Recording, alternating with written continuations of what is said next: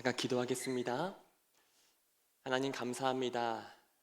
이제 6월을 마무리하면서 이렇게 금요일 저녁에 모여 함께 연합속회로 예배드리며 하나님을 찬양할 수 있는, 하나님께 예배할 수 있는 귀한 은혜 허락해 주셔서 감사를 드립니다. 하나님, 간절히 원하는 것은 우리가 이 시간 예배를 드리며 나아갈 때 하나님의 영이 이 시간 운행하시고 역사하심으로 말미암아 우리의 심령마다 하나님의 살아계신 뜻을 발견하고 하나님의 크신 능력으로 새롭게 될 수 있기를 원합니다. 주님, 이 시간 말씀으로 우리에게 찾아와 주시고 그 말씀을 통하여 우리의 삶 가운데 큰 은혜가 임할 수 있도록 인도하여 주시옵소서. 이 시간도 우리와 함께 하시는 우리 구주 예수님 이름으로 간절히 기도드렸습니다. 아멘. 할렐루야. 금요 연합속회에 오신 여러분을 주님 이름으로 환영하고 축복합니다. 오늘은 너무나도 익숙한 다니엘의 이야기가 나온 것을 보게 됩니다. 다니엘이 사자굴에 갇혔다가 살아서 돌아온 이야기가 바로 오늘 말씀의 내용입니다. 근데 이 말씀을 시작하면서 여러분들에게 한 가지 질문을 드려보고 싶습니다. 여러분, 다니엘이 사자굴에 갇혔을 때 이 다니엘의 나이가 몇 살 정도였을까요? 몇 살 정도였을까요? 50살? 네. 한번 사진을 보여주시겠어요? 제가 이제 사자굴에 갇힌 다니엘 치니까 이러한 그림이 나오더라고요. 여러분, 여기에 보시면 다니엘이 몇 살 정도처럼 보이나요? 되게 어려 보이죠? 네, 근데 사실 성경을 보면요, 다니엘은 사자굴에 갇힌 다니엘은 저 정도의 나이가 아니었습니다. 네, 감사합니다. 다니엘은 바벨론에 의해서 포로로 기원전 605년 정도에 이제 바벨론의 포로로 끌려왔습니다. 이때 다니엘의 나이가 아마도 청소년기, 아마도 한 15살 정도의 그런 나이였을 겁니다. 근데 다니엘을 포로로 잡아왔던 이 바벨론이라고 하는 나라가 68년 후에 이제 메대라고 하는 나라로부터 이제 멸망을 당하게 됩니다. 그리고 이 메대 왕이 바로 오늘 말씀 속에 나오는 다리오 왕인 것을 볼 수가 있습니다. 이것을 놓고 볼 때 사자굴에 갇힌 다니엘의 나이가 몇 살이었는지를 대략 계산해 볼 수 있을 것 같습니다. 다니엘이 15살 정도의 포로로 잡혀온 후에 이제 68년 후에 이제 바벨론이 멸망하고 메대라는 나라가 세워지게 됩니다. 그러면 15 더하기 이제 67, 68 정도 하면 거의 80세가 넘은 나이에 이제 이 다니엘이 사자굴에 갇혔다라는 사실을 알 수가 있습니다. 근데 재밌는 것은요, 다니엘이 사자굴에 갇히기 이전에 다니엘이 노년이 되었음에도 불구하고 80세가 된 그런 나이가 되었음에도 불구하고 다리오 왕은 이제 왕권이 바뀌고 나라가 바뀌었음에도 불구하고 이 다니엘을 고용해서 정치적으로 최고 높은 자리에 앉혔다라는 사실입니다. 우리 오늘 말씀 3절 말씀을 보실까요? 3절을 보시면 왜 다리오가 다니엘을 최고의 그 자리에 앉혔는지를 볼 수가 있습니다. 우리 3절 함께 읽겠습니다. 다니엘은 마음이 민첩하여 총리들과 고관들 위에 뛰어남으로 왕이 그를 세워 전국을 다스리게 하고자 한지라. 아멘. 말씀을 보시면요, 다리오가 다니엘을 최고의 자리에 앉힌 이유가 나옵니다. 그 이유가 무엇입니까? 마음이 민첩하여 다른 고관들, 다른 총리들보다 뛰어났기 때문이다라고 설명합니다. 여기서 마음이 민첩하다라는 것은요, 성경의 원어인 헬라어로 보니까 루하으, 야띠아, 빼으라는 단어를 사용하고 있는 것을 보게 됩니다. 근데 이 표현의 그 의미가 보니까 이런 의미가 담겨져 있다고 해요. 이것은 그의 안에 탁월한 영이 있었다라는 의미입니다.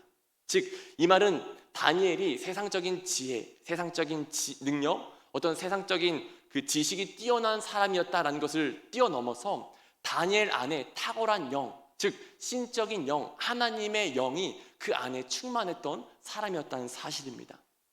다니엘 안에 하나님의 영으로 충만하니 나라를 이끌어가는데 부족함이 없었습니다. 그리고 다리오는 그러한 다니엘을 최고의 자리에 앉힙니다. 근데 그 모습을 본 다른 2명의 총리들 그리고 다른 고관들이 그 마음 가운데 시기심이 생깁니다. 그리고 다니엘을 고발할 근거를 찾기 시작하는데요, 우리 4절 말씀 같이 한번 보시겠습니다. 4절입니다. 이에 총리들과 고관들이 국사에 대하여 다니엘을 고발할 근거를 찾고자 하였으나 아무 근거, 아무 허물도 찾지 못하였으니 이는 그가 충성되어 아무 그릇됨도 없고 아무 허물도 없음이었더라. 아멘.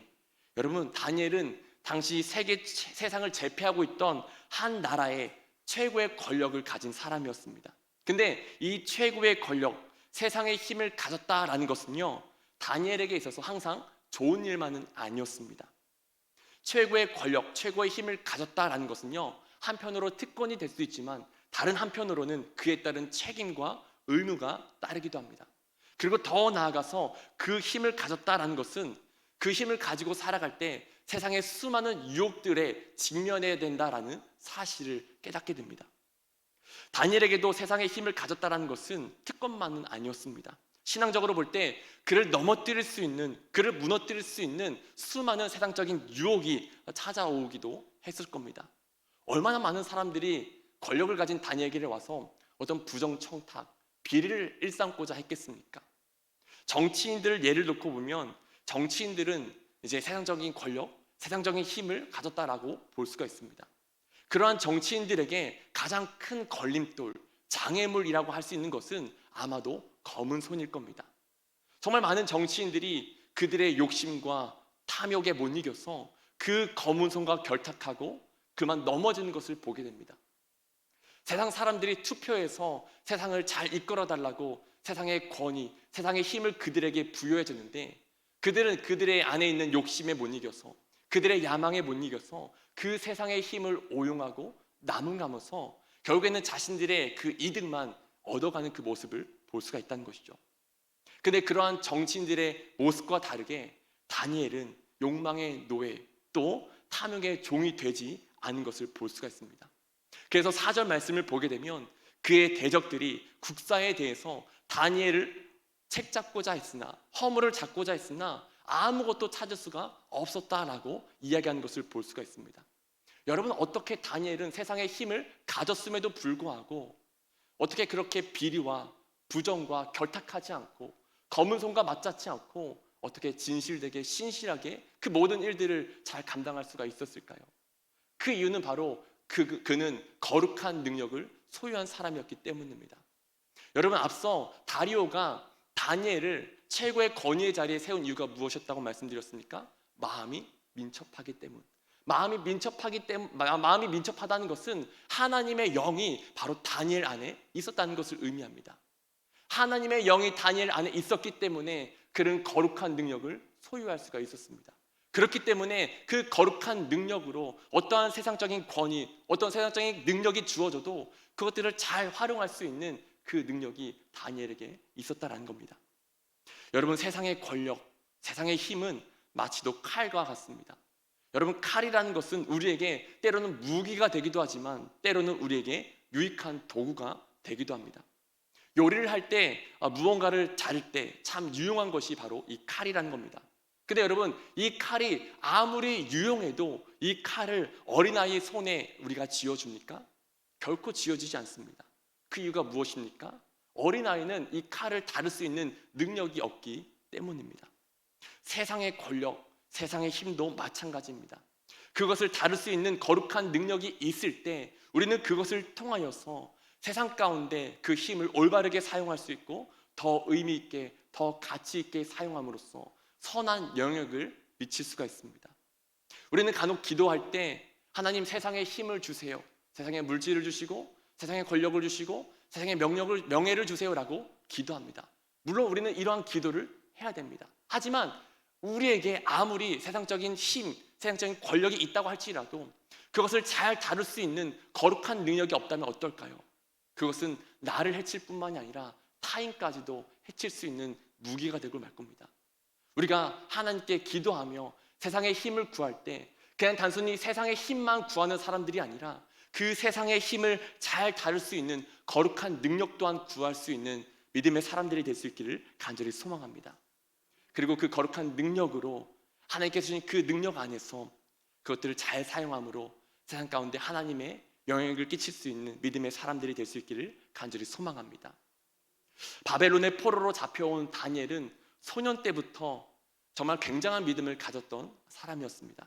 잘 아시는 것처럼 바벨론의 포로로 잡혀온 그 소년 다니엘은 왕이 주시는 그 음식, 포도주를 거절하고 오직 3년 동안 채식만 먹었던 사람이었습니다. 우상과 타협하지 않고자 그의 믿음을 지키고자 그렇게 살아갔던 사람이 소년 다니엘이었습니다. 근데 오늘 말씀을 보니까 세월이 흐르고 흘러서 어느덧 80이 된 이 다니엘은 그 믿음을 잃지 않고 그 믿음이 변하지 않고 그 믿음을 지켜나가고 있는 것을 볼 수가 있습니다. 제가 좋아하는 어떤 신앙적인 표현 가운데 이러한 표현이 있습니다. 믿음의 불을 지피는 것도 중요하지만 믿음의 불을 지키는 것은 더 중요하다.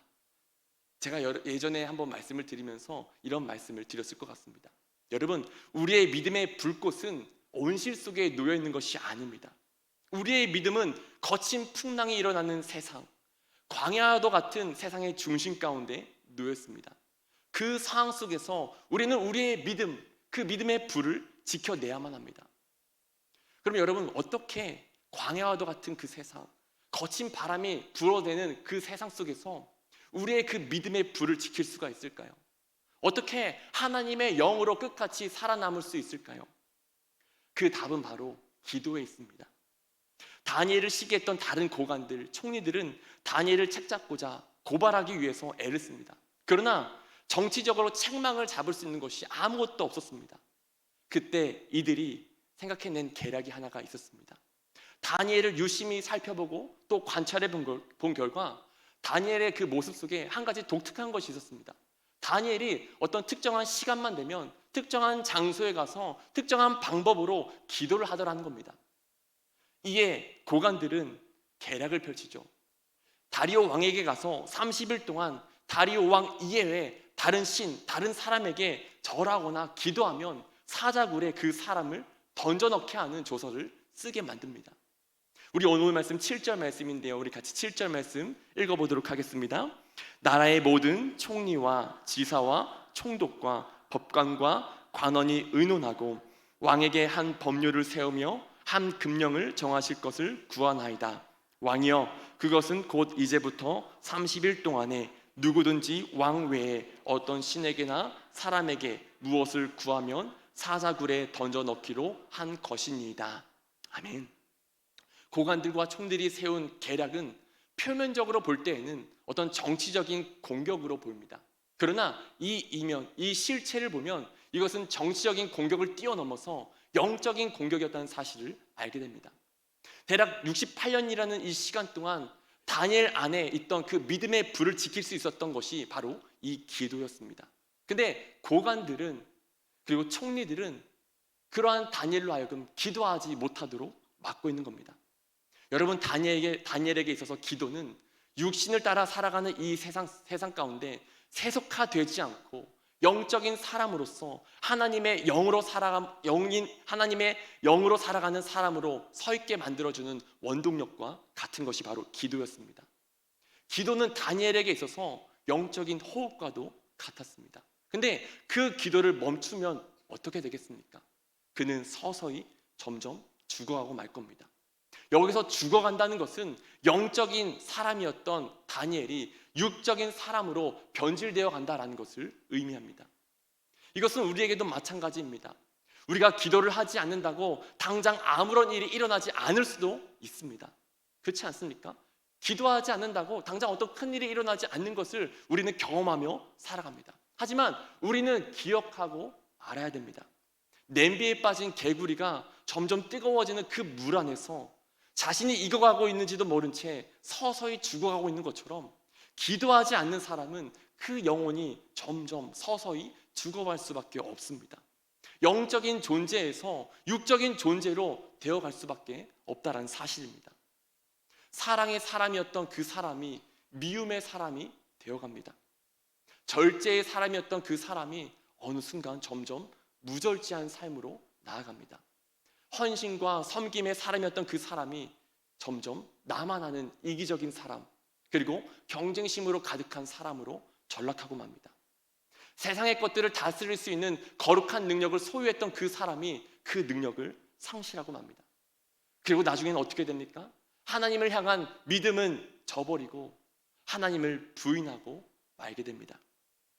여러분, 다니엘은 기도할 수 없는 상황에 놓이고 말았습니다. 이때 다니엘은 어떻게 했을까요? 우리가 잘 아는 것처럼 그는 기도를 멈추지 않았고 끝까지 기도를 이어나가는 것을 보게 됩니다. 우리 10절 말씀 한번 읽어보도록 하겠습니다. 10절입니다. 다니엘이 이 조서에 왕의 도장이 찍힌 것을 알고도 자기 집에 돌아가서는 윗방에 올라가 예루살렘으로 향한 창문을 열고 전에 하던 대로 하루 3번씩 무릎을 꿇고 기도하며 그의 하나님께 감사하였더라. 아멘. 여러분, 말씀을 보시면 다니엘은 왕의 도장이 찍힌 것을 알고도 기도했다라고 이야기합니다. 즉 그의 기도는 죽음을 향해 나아가는 기도였습니다. 그런데 그 기도를 들을 때 다니엘은 어떻게 기도했다고 말합니까? 10절 마지막을 보니까 통곡하면서 슬퍼하면서 기도했다고 합니까? 아닙니다. 오히려 그는 죽음 앞에서도 기도를 이어가되 그 기도하는 그 자리에서 감사함으로 하나님께 기도했다라고 이야기합니다. 여러분, 어떻게 그는 죽음 앞에서도 그 죽음을 뚫고 기도를 계속할 수 있었을까요? 더 나아가서 그는 슬퍼야 할 그 자리에서 슬퍼하지 않고 어떻게 감사하며 기도할 수 있었을까요? 그 답은 다니엘 9장 1절에서 2절에 나온 것을 볼 수가 있습니다. 우리 다니엘 9장 1절 2절 말씀 같이 한번 읽어보도록 하겠습니다. 메대 족속 아수레의 아들 다리오가 갈대아 나라 왕으로 세움을 받던 첫 해 곧 그 통치 원년에 나 다니엘이 책을 통해 여호와께서 말씀으로 선지자 예레미야에게 알려주신 그 연수를 깨달았나니 곧 예루살렘의 황폐함이 70년 만에 그치리라 하신 것이니라. 아멘. 다리오 왕이 된 첫 해, 즉 오늘 말씀 속에 일이 일어나기 바로 직전에 다니엘은 하나님의 말씀을 발견했다라고 이야기합니다. 그 말씀이 어떤 말씀입니까? 바로 예레미야의 말씀입니다. 그리고 그 말씀을 보니까 어떠한 내용이 담겨져 있습니까? 비록 이스라엘이, 유다가 그 죄악으로 인해서 바벨론의 포로로 끌려가고 멸망을 당할 거지만 70년이 되면 다시 회복될 것이라는 하나님의 약속의 말씀이 담긴 그 내용이었습니다. 여러분, 다니엘이 포로로 끌려온 것이 몇 년이라고 말씀드렸었죠? 605년이라고 말씀을 드렸습니다. 그리고 다리오 왕이 이제 왕이 된 것은 이제 시간이 흐르고 흘러 68년이 지난 후였습니다. 하나님의 약속의 말씀은 70년이면 이제 회복될 것이라고 하는데 이제 얼마 남지 않은 거예요. 그 말씀을 본 순간 다니엘의 이 마음이 얼마나 뜨거웠겠습니까? 얼마나 감격스러웠겠습니까? 이제 조금만 있으면 하나님의 약속의 말씀이 이루어질 거야. 그 말씀을 붙드니 다니엘은 기도를 멈출 수가 없었습니다. 그 말씀이 다니엘의 그 마음을 뜨겁게 하니, 그 말씀이 다니엘의 그 심령을 사로잡으니 어떠한 죽음이 그에게 찾아와도 그는 죽음을 멈출 수가 없었습니다. 죽음이 눈앞에 있다고 할지라도 그는 슬퍼하지 않고 오히려 담대히 기도할 수 있었습니다. 여러분, 세상은 우리로 하여금 기도를 막으려고 할 때가 너무나도 많습니다. 기도를 막는 것이 어떤 것들이 있습니까? 때로는 의심이 있죠. 기도를 해도 과연 될까? 이루어질까? 때로는 불신이 우리의 기도를 막기도 합니다. 내가 아무리 소리를 높여서 기도해도 정말 하나님이 들으실까? 때로는 우리의 바쁨과 분주함이 우리의 기도를 막습니다. 시간이 곧 금인데, 시간이 곧 돈인데 기도하는 거 시간 낭비 아니야? 바쁜데 나중에 하지. 이러한 세상적인 요소들이 우리로 하여금 기도를 막습니다. 근데 그 기도를 막는 것들을 뚫고 우리가 기도의 자리를 지킬 수 있는 원동력이 있습니다. 그 원동력이 무엇이냐? 바로 살아계신 하나님의 말씀입니다. 그 약속의 말씀에 내가 붙들릴 때, 내가 하나님의 약속의 말씀을 붙들고 가는 것이 아니라 하나님의 말씀이 내 마음을 감동시키고 하나님의 그 말씀이 내 마음을 뜨겁게 할 때 우리는 기도의 자리에 서서 끝까지 그 기도의 자리를 지키게 될 줄 믿습니다. 간절히 원하는 것은 저와 여러분들의 그 영혼이, 그 믿음이 살아계신 하나님의 말씀에 붙들릴 수 있기를 간절히 소망합니다. 그래서 기도의 자리를 이탈하는 것이 아니라 끝까지 그 기도의 자리에 서서 그 기도의 자리를 지킬 수 있는 기도의 사람들로 세워질 수 있기를 간절히 소망합니다. 기도를 멈추지 않는 다니엘은 사자굴에 던져져야만 하는 상황에 놓였습니다. 이때 다니엘을 아끼던 다리오 왕도 어떻게 하면 다리오를 살릴 수 있을까 고민하고 또 고민합니다. 하지만 물은 이미 엎질러져 있습니다. 담을 수가 없어요. 이때 다리오가 한 가지 생각해낸 것이 있습니다. 그것이 무엇이냐? 그래, 이 다니엘의 하나님께 맡기자. 내가 뭔가를 해결하려고 하는 것이 아니라 이 다니엘이 믿고 있는 그 하나님께 이 다니엘을 맡기자. 우리 16절 말씀인데요, 16절 말씀 같이 한번 읽어보도록 하겠습니다. 이에 왕이 명령하매 다니엘을 끌어다가 사자굴에 던져 넣는지라.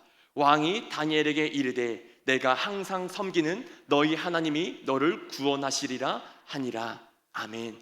다리오는 하나님께 다니엘을 맡기며 사자굴에 다니엘을 던져 넣습니다.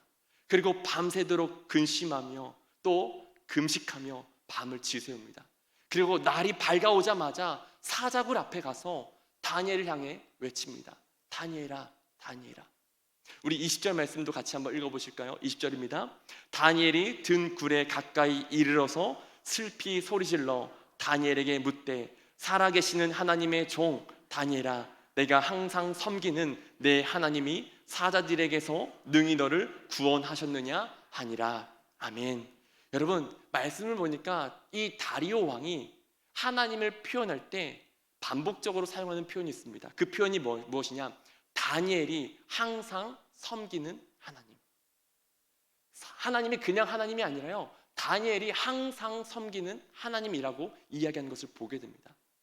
다니엘에게 있어서 하나님은 그냥 집 안에만 갇혀있는 하나님, 그냥 어느 일순간에만 자신과 동행하는 하나님이 아니었습니다. 다니엘은 분분초초 하나님을 기억했고 하나님과 동행했습니다. 항상 하나님을 섬겼습니다. 그러한 모습을 보면서 다리오는 고백합니다. 항상 네가 섬기는 하나님이 너를 구원해 주시기를 원한다. 항상 네가 섬기는 그 하나님이 너를 구원해 주셨느냐? 라고 묻습니다. 그리고서 결론적으로 보게 되면 다니엘은 이제 안전하게 그 사자굴에서 나오게 되죠. 그리고 이 모든 것을 본 다리오는 모든 나라의 조서를 내리게 된 것을 보게 됩니다. 우리 마지막으로 오늘 함께 읽진 않았지만 26절 말씀을 같이 읽어보실까요? 26절입니다. 이제 내가 소설을 내리노라. 내 나라 관할 아래에 있는 사람들은 다 다니엘의 하나님 앞에서 떨며 두려워할지니 그는 살아계시는 하나님이시요 영원히 변하지 않으실 이시며 그의 나라는 멸망하지 아니할 것이요 그의 권세는 무궁할 것이며. 아멘. 여러분, 이 말씀을 보니까요, 여기에서도 또 다리오가 하나님을 고백할 때 이번엔 조금 다른 표현으로 고백하는 것을 보게 됩니다. 그냥 하나님이 아니라 너의 하나님, 너의 하나님이긴 한데 그냥 너의 하나님이 아니라 살아계신 너의 하나님으로 고백하는 것을 보게 됩니다. 여러분, 다리오가 하나님을 어떻게 살아계신 하나님으로 고백할 수가 있었을까요? 그것은 바로 다니엘을 통해서 하나님을 보았기 때문입니다. 여러분, 하나님은 죽은 자의 하나님이 아니신 줄 믿습니다. 하나님은 살아있는 자의 하나님이십니다. 여러분, 이 말은요, 영적으로 죽어있는 자들에겐 하나님의 역사가 경험되지도 또 고백되지도 않습니다. 하나님께서 아무리 존재하셔도 영적으로 죽은 자들은 하나님을 부인합니다. 신은 죽었다고, 이 세상에 존재하는 신은 만들어진 신에 불과하다라고 이야기합니다. 이런 사람들에게 어떻게 하나님이 경험되겠습니까? 아무리 하나님이 살아계셔도 그들에게 하나님의 역사가 일어나지 않습니다. 그러나 영적으로 깨어있는 자, 영적으로 살아있는 그 자에게는 하나님이 인식되어지고 하나님이 경험되어지고 그 하나님 앞에서 살아감으로써 살아계신 그 하나님의 역사들이 생생하게 재현되는 것을 보게 됩니다. 다리오가 하나님을 살아계신 분으로 고백할 수 있었던 이유가 무엇입니까? 그 이유는 바로 다니엘이 영적으로 살아있는 사람이었기 때문입니다. 영적으로 살아있는 그 다니엘을 통해서 다리오는 하나님을 목격한 겁니다. 그리고 너의 하나님, 다니엘의 하나님을 넘어서 그 하나님은 살아계신 하나님이다 라고 고백한 것을 보게 됩니다. 여러분, 이것은 오늘날 우리에게 큰 도전을 줍니다. 모두가 육적인 존재로 살아가는 이 세상 속에서 우리는 어떻게 살아계신 하나님을 증명할 수 있을까요? 하나님은 눈에 보이지 않으세요. 그래서 세상 사람들은 말해요. 너의 하나님이 진짜 살아계시니? 그 하나님이 계시다면 데리고 와봐, 증명해봐 라고 이야기합니다. 여러분, 우리는 그 하나님을 증명할 수 있습니다. 어떻게 해요? 내가 살아있는 자가 되면 됩니다. 영적으로 살아있는 자, 영적으로 깨어있는 자, 그래서 내 안에 성령님이 거하시고 그 성령님과 분분초초 동행하면서 살아갈 때 우리를 통하여 세상 사람들은 살아계신 하나님을 목도하게 될 줄 믿습니다. 여러분, 저와 여러분들이 영적으로 죽어있는 자들이 아니라, 육신에 속한 자들이 아니라 살아있는 자들이 될 수 있기를 간절히 소망합니다. 말씀을 맺겠는데요, 우리가 세상의 힘에 다스림을 받지 않고 세상의 힘을 다스릴 수 있는 거룩한 능력을 가진 사람들이 될 수 있기를 간절히 소망합니다. 근데 이 거룩한 능력을 갖는 것은요, 그냥 되는 것이 아닙니다. 기도할 때 그 능력을 가질 수 있습니다. 기도를 통해 육의 사람이었던 우리가 점점 기도를 통해 영적인 존재로 변화될 수 있습니다. 미움의 사람이었던 우리가 기도를 통해 사랑의 사람으로 될 수 있습니다. 무절제하던 우리가 기도를 통해 절제할 수 있는 사람이 될 수 있습니다. 또한 나만 알던 이기심으로 가득 찼던, 그리고 경쟁심으로 가득 찼던 육의 사람이었던 내가 기도를 통해 헌신과 사랑과 섬김의 영의 사람으로 나아가게 될 수 있을 줄 믿습니다. 그리고 그렇게 살아갈 때 우리의 삶을 통해 어제나 오늘이나 변함없이 일하고 계신 그 하나님, 세상을 운행하고 계신 그 살아계신 하나님이 증명될 수 있을 줄 믿습니다. 저와 여러분들이 삶으로 그 살아계신 하나님을 증명할 수 있는 살아있는 사람들이 될 수 있기를 주님의 이름으로 간절히 소망합니다. 기도하겠습니다. 하나님, 감사합니다. 오늘도 우리가 영적으로 죽은 자들이 아니라 영적으로 살아있는 자들이 되기 위해 이 기도의 자리에 모였습니다. 하나님, 우리가 기도의 자리에 모여 늘 기도할 때마다 하나님 하늘의 문을 열어주시고 성령으로 충만하게 기름 부어주셔서 우리의 영이 새로워지고 우리의 영이 살아나 우리가 이 세상을 살아갈 때 거룩한 사람, 거룩한 능력을 가진 자로서 세상을 담대히 이기며 나아가는 복된 사람들이 되어질 수 있도록 인도하여 주시옵소서. 세상은 끊임없이 우리의 믿음의 불을 꺼뜨리려고 합니다. 하나님, 우리가 그 믿음의 불을 지킬 수 있기를 원합니다. 세상에 어떠한 유혹이 와도, 어떠한 시련이 와도 그 시련 앞에서, 그 유혹 앞에서 끝까지 그 믿음의 불을 지켜 하나님이 원하시는 거룩한 삶의 모습으로 나아갈 수 있는 우리가 될 수 있도록 인도하여 주시옵소서. 특별히 이 시간 주님께 나올 때 귀한 예물 드렸습니다. 이연덕 집사님, 하나님 성령 안에서 살 수 있게 해주심에 항상 감사합니다. 예물 드렸습니다. 최덕순 집사님, 감사의 예물, 감사의 고백을 담아 감사헌금 드렸습니다. 정경옥 권사님 10의 1조 예물, 성교 허물, 또한 맥주 감사 헌금 드리셨습니다. 또한 권인순 권사님, 이 지역 주간으로 연합 속해 드리게 하심을 감사합니다라는 기도의 제목을 담아 하나님께 예물 드렸습니다. 하나님, 이 예물 드린 손길들 하나님께서 기억하여 주시기를 원합니다. 그 마음의 중심, 그 생각을, 모든 것을 알고 계신 분이 바로 하나님이신 줄 믿습니다. 하나님, 예물 드린 그 마음의 중심을 헤아려 주시고 그 삶 가운데 하늘의 신령한 복과 땅의 기름진 복을 가득 부어주셔서 그 삶 가운데 메마르지 않게 해주시고 하나님이 주시는 그 형통함이 늘 차고 넘칠 수 있도록 인도하여 주시옵소서. 또 하나님이 주시는 그 복을 거룩한 능력으로 잘 다스리고 나눔으로써 세상 가운데 선한 영향을 행사하게 하여 주시고 그 삶을 통하여 하나님 나라를 온전히 이루어갈 수 있는 믿음의 삶이 되어질 수 있도록 축복하여 주시옵소서. 모든 것 감사드리며 살아계신 예수 그리스도의 이름으로 간절히 기도드렸습니다. 아멘.